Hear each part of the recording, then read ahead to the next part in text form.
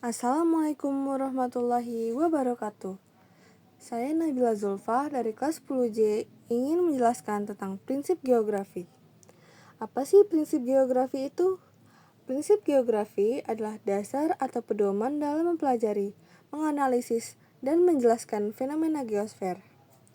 Prinsip geografi terbagi menjadi 4, yaitu prinsip persebaran, prinsip interrelasi, prinsip deskripsi, dan prinsip korologi. Yang pertama ada prinsip persebaran. Prinsip persebaran atau distribusi dalam geografi adalah prinsip yang menyatakan bahwa fenomena geografi atau alam maupun sosial tersebar tidak merata di permukaan bumi.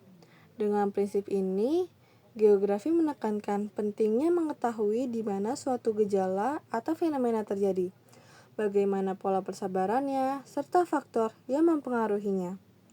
Contoh prinsip persebaran ada persebaran curah hujan di Indonesia berbeda-beda. Daerah pegunungan biasanya lebih banyak curah hujan dibandingkan daerah pantai. Lalu ada persebaran gunung aktif di Indonesia, sebagian besar terdapat pada jalur cincin api atau bisa disebut Ring of Fire, khususnya di Jawa, Sumatera, dan Bali. Contoh prinsip persebaran lainnya ada harimau Sumatera yang hanya terdapat di Sumatera, serta burung cendrawasih yang hanya terdapat di Papua. Yang kedua ada prinsip interrelasi. Prinsip interrelasi dalam geografi adalah prinsip yang menekankan pada hubungan timbal balik atau keterkaitan antara fenomena satu dengan fenomena lainnya di permukaan bumi. Artinya, suatu gejala atau peristiwa geografi tidak berdiri sendiri, tetapi saling berhubungan dengan faktor-faktor lain, misalnya alam, sosial, maupun ekonomi. Contoh prinsip interrelasi ada gempa yang dapat menyebabkan tsunami dan kemacetan panjang yang dapat menyebabkan polusi udara meningkat. Yang ketiga ada prinsip deskripsi. Prinsip deskripsi dalam geografi adalah prinsip yang menjelaskan suatu fenomena geosfer dengan memberikan gambaran yang jelas, bisa berupa kata-kata, tabel, grafik, maupun peta.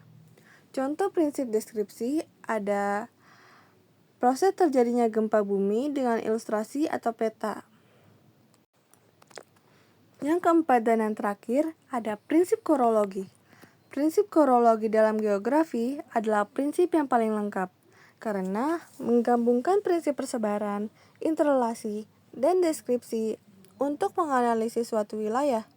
Prinsip korologi digunakan untuk mempelajari gejala atau fenomena geografi secara menyeluruh dalam ruang tertentu. Melihat di mana fenomena itu terjadi, bagaimana keterkaitannya, serta menggambarkannya.